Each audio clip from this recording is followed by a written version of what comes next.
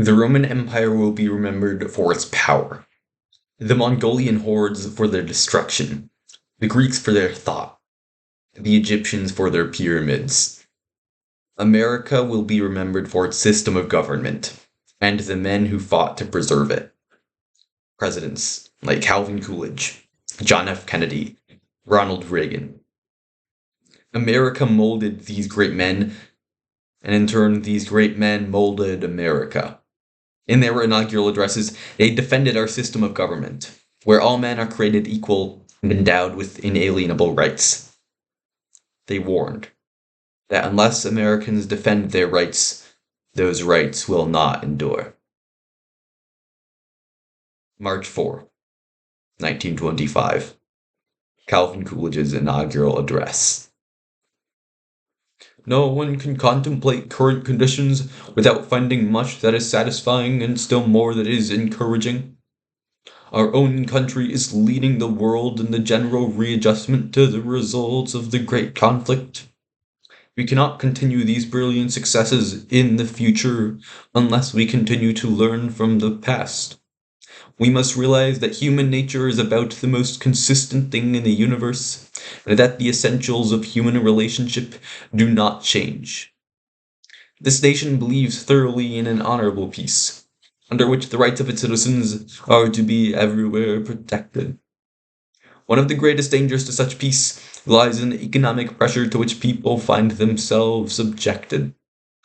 There must be some assurance that effort and endeavor will be followed by success and prosperity. Conditions must be provided under which people can make a living and work out of their difficulties. But there is another element more important than all, without which there cannot be the slightest hope of a permanent peace. That element lies in the heart of humanity. Unless the desire for peace be cherished there, unless this fundamental and only natural source of brotherly love be cultivated to its highest degree, all artificial efforts will be in vain. The men and women of this country who toil are the ones who bear the cost of government. Every dollar that we carelessly waste means that their life will be so much the more meager. Every dollar that we prudently save means that their life will be so much the more abundant. The property of the country belongs to the people of the country. We are not without our problems, but our most important problem is not to secure new advantages, but to maintain those which we already have. The matchless wisdom that is enshrined in our Constitution needs constant effort and tireless vigilance for its protection and support. Here stands our country. Here stands its government. Here it will continue to stand, seeking peace and prosperity, promoting enterprise, encouraging the education and desiring the advancement of religion, supporting the cause of justice. America seeks no earthly empire built on blood and force. She cherishes no purpose save to merit the favor of Almighty God. Calvin Coolidge was right.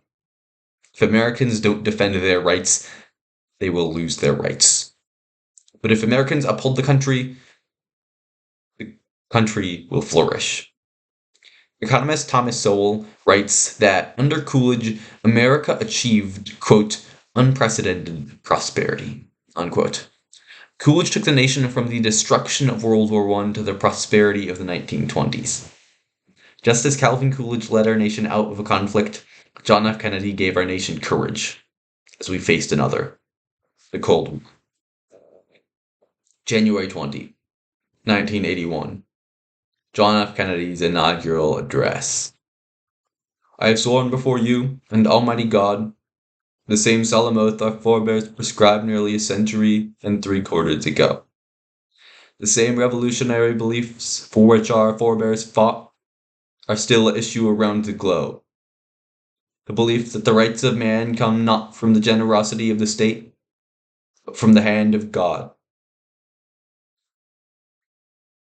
That all our neighbors know To the states whom we welcome to the ranks of the free, we shall not always expect to find them supporting our own views, but we shall always hope to find them strongly supporting their own freedom. To those people in the huts and villages of half the globe, struggling to break the bonds of mass misery, we pledge our best efforts to help them help themselves. Let all our neighbors know that we shall join with them to oppose aggression or subversion anywhere in the Americas, and let every other power know that this hemisphere intends to remain the master of its own house. We dare not tempt them with weakness, for only when our arms are sufficient beyond doubt can we be certain beyond doubt that they will never be employed. So, let us begin anew, remembering on both sides that civility is not the sign of weakness, and sincerity is always subject to proof. Let us never negotiate out of fear, but let us never fear to negotiate. And so, my fellow Americans, ask not what your country can do for you, ask what you can do for your country. With a clear conscience, our only sure reward, with history the final judge of our deeds, let us go forth to lead the land we love, asking his blessing and his help, but knowing that here on earth, God's work must truly be our own. John F. Kennedy, clear. Our rights come from God, are upheld by the government, but truly preserved by citizens. He stared down the Soviet Union because he believed it was his duty, and he urged Americans to protect their rights because he believed it was their duty. Ronald Reagan faced a different problem, but had the same solution. Citizens must fulfill their duty. January 20, 1981. Ronald Reagan's inaugural address. The United States are confronted with an economic affliction of great proportion. It distorts their economic decision, penalizes thrift, and crushes the struggling young and fixed-income elderly alike. It threatens to shatter the lives of millions of our people. In the present crisis, government is not the solution to our problem. Government is the problem. From time to time, we've been tempted to believe that government by an elite group is superior to government by, for, and of the people. Well, if we are a nation that has a government, not the other way around, government can and must provide opportunity, not smother it, foster productivity, not stifle it. Can we solve the problems confronting us? Well, the answer is an unequivocal and emphatic yes. Paraphrase Winston Churchill, I did not take the oath I've taken with the intention of presiding over the dissolution of the world's strongest economy. And as we renew ourselves here on our own land, we will be seen as having greater strength throughout the world.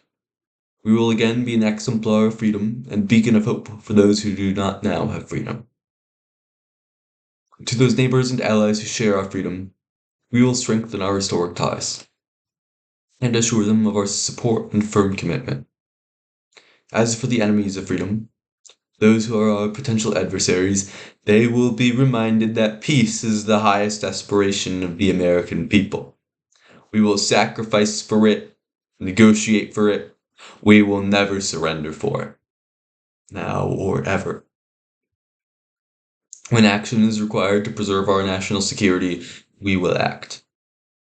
The crisis we are facing today does require, however, our best effort and are willing to believe in our capacity to perform great deeds. And after all, why shouldn't we believe that? We are Americans. God bless you, and thank you. These presidents will be remembered not because of their own character, but because of the character they built in others. They understood basic truths, that our rights come from God, not government. The government's duty is to protect our rights, and that citizens' duty is to defend what makes our country great. Ecclesiastes 7:12 says, quote, "The advantage of wisdom is this, it preserves those who have it." Wisdom teaches that freedom is not guaranteed. It is preserved. America will be remembered not for the system of government it declared, but the courage of its people to defend their freedom.